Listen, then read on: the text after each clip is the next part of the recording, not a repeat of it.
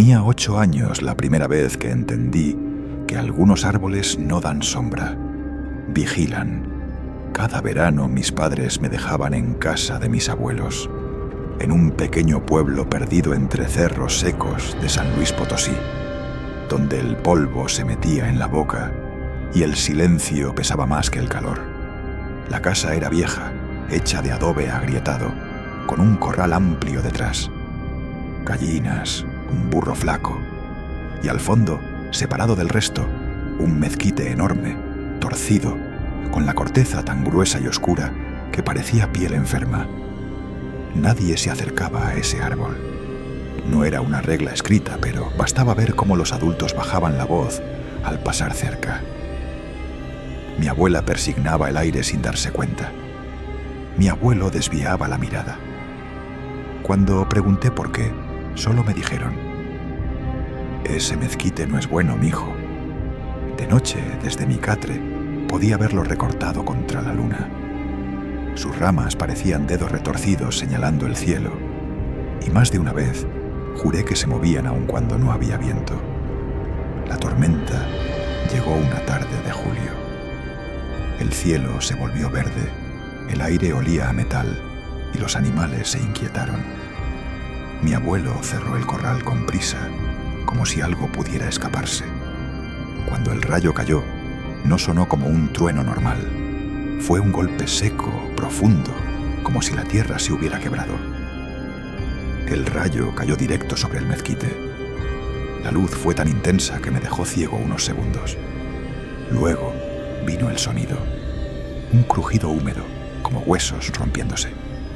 El árbol se abrió desde la mitad, partido en dos, y durante un instante creí ver algo oscuro moviéndose dentro, como si el tronco hubiera sido una jaula. Esa noche nadie durmió. Primero fueron los pasos. Pasos pesados, lentos, caminando sobre el techo de lámina. No corrían, no saltaban, caminaban, como si midieran la casa. Mi abuela lloraba en silencio. Mi abuelo sostenía el machete con las manos temblando. Yo solo podía mirar el techo esperando que se hundiera. Después empezaron las apariciones. Cada madrugada, justo antes del amanecer, una silueta negra aparecía junto al mezquite. No tenía rostro, no tenía ojos, pero sabíamos que nos miraba. El aire se volvía frío y los perros se escondían llorando.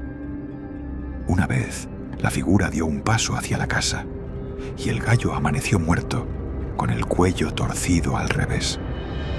A los pocos días mi padre llegó por mí antes de tiempo. Nadie se despidió del árbol, nadie habló de lo ocurrido. El mezquite quedó ahí, abierto, quemado por dentro, como una herida que nunca cerró. Pasaron los años. Mis abuelos murieron. El pueblo se fue vaciando. Yo crecí, estudié, intenté olvidar, pero nunca pude sacarme de la cabeza aquel árbol. Volví hace poco. La casa estaba abandonada, cubierta de maleza. El corral seguía en pie. Y el mezquite seguía ahí, más seco, más retorcido, pero vivo. Al acercarme sentí una presión en el pecho, como si algo respirara conmigo. Entonces lo vi. En sus ramas colgaban objetos que no recordaba: pedazos de ropa vieja, trenzas humanas, huesos pequeños atados con hilo rojo, muñecos sin ojos ennegrecidos por el sol. No estaban ahí por el viento, estaban colocados. Cuando toqué el tronco, escuché un susurro desde dentro. No era una voz clara, sino muchas, apretadas, como si algo siguiera habitando el corazón del mezquite. Me fui sin mirar atrás.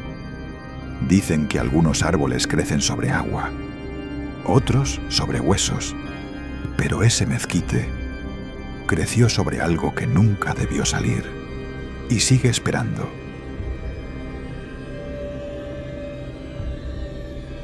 Nunca quise hablar de esto mientras estuve en servicio.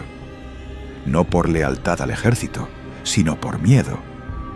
Hay cosas que una vez dichas en voz alta, regresan. Me llamo Cristian. Fui cabo segundo en una unidad de infantería destacada en el norte de México. La misión que voy a contar ocurrió durante un operativo de reconocimiento en una zona que no figuraba en ningún mapa oficial. No tenía nombre, coordenadas claras ni referencia civil cercana. Solo nos dijeron que subiéramos una colina específica y regresáramos sin levantar polvo. Desde el inicio, algo estaba mal.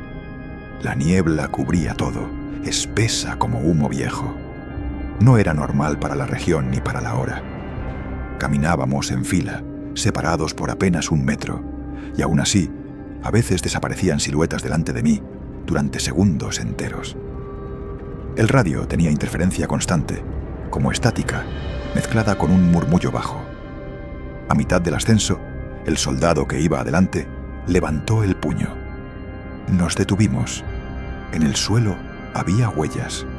Eran huellas humanas, claramente definidas, con dedos, arco y talón. Pero no pertenecían a ningún hombre que yo hubiera visto jamás. Medían casi 80 centímetros de largo, hundidas profundamente en la tierra dura, como si quien las hubiera dejado pesara demasiado, o no tocara el suelo del todo. El teniente ordenó fotografiar todo. Yo tomé varias imágenes con la cámara oficial. Recuerdo haber pensado que esas huellas no subían la colina, la rodeaban, como si algo hubiera estado caminando en círculos, esperando. Entonces los vimos. Primero fue una sombra, moviéndose entre los arbustos. Luego otra, y otra más. Eran figuras humanoides, pero demasiado altas, demasiado largas. Caminaban erguidas, lentas, sin prisa. Sus extremidades parecían desproporcionadas, y aunque la niebla ocultaba detalles, era evidente que no eran personas. Uno de ellos se detuvo. Sentí la mirada antes de verla. No tenía rostro visible, pero sabía que nos estaba observando. El aire se volvió pesado, como si la colina entera contuviera la respiración. Nadie disparó, nadie gritó. Solo escuchábamos nuestros propios corazones. Las figuras se desvanecieron en la niebla, no alejándose, sino apagándose, como si nunca hubieran estado ahí. La orden llegó minutos después por radio. Abortar misión. Descenso inmediato. Silencio total. De regreso a la base, nos confiscaron todo. Cámaras, notas, grabaciones. Un oficial que no pertenecía a nuestra unidad nos reunió y fue claro. Lo que vieron no existe. Si insisten en recordarlo, lo recordaremos por ustedes. Firmamos documentos. Nos amenazaron con consejo de guerra. El incidente fue borrado. Años después dejé el ejército. La curiosidad pudo más que el miedo. Volví como civil. La carretera estaba ahí, pero al internarme en el terreno, los caminos ya no coincidían. Era como si la colina se moviera. Cuando finalmente la encontré, el silencio era absoluto. En la cima descubrí algo peor. El suelo estaba cubierto de símbolos rojos, pintados con algo espeso y oscuro. Había círculos, figuras humanas estilizadas y marcas de manos demasiado grandes. En el centro, un área ennegrecida por fuego antiguo. Cenizas, huesos pequeños, trozos de tela militar quemada. Algunos símbolos coincidían con las huellas que vi años atrás. Entonces entendí. No era solo un lugar vigilado, era un lugar permitido. Permitido para rituales, permitido para cosas que no deben ser vistas, protegido por el silencio oficial. Cuando bajé la colina, juré escuchar pasos detrás de mí, sincronizados con los míos, pero más largos, más lentos. No miré atrás, porque hay zonas que no aparecen en los mapas por una razón, y colinas que siguen esperando a que alguien vuelva a subirlas. Al principio creímos que era amor intenso, de ese que quema, que duele, que te hace sentir vivo. Pero con el tiempo entendimos que no todo lo que aprieta el pecho es pasión. Algunas cosas estrangulan. Nuestra relación era un ciclo enfermizo. Peleábamos por cualquier cosa, miradas, silencios, palabras maldichas. Terminábamos, Jurábamos no volver a hablarnos, y a las horas regresábamos uno al otro con una desesperación física, casi animal. No era tristeza, era dolor real, opresión en el pecho, náuseas, un vacío en el estómago que solo se calmaba cuando volvíamos a estar juntos. Cada intento de separarnos empeoraba los síntomas. Una vez estuve 2 días sin verla. Terminé en urgencias pensando que era un infarto. Los estudios salieron normales. El médico me dijo que era estrés. Pero yo sabía que no, porque el dolor desapareció en el momento exacto en que ella tomó mi mano. Ella tampoco estaba bien. Dolores de cabeza constantes, mareos, pesadillas donde algo invisible nos amarraba con cuerdas negras mientras una figura observaba desde la puerta.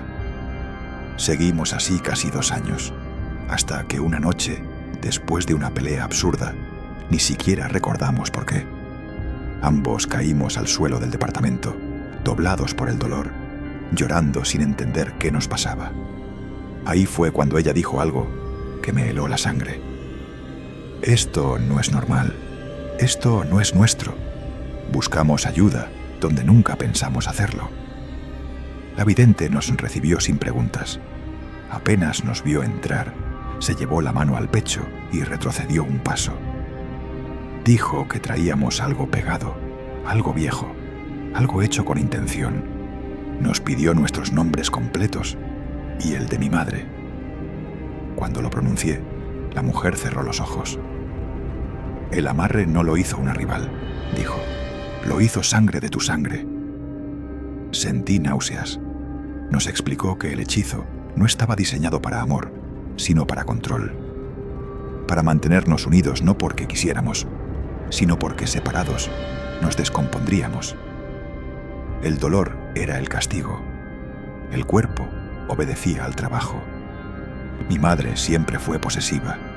Siempre creyó que nadie era suficiente para mí, pero tampoco quería que me fuera.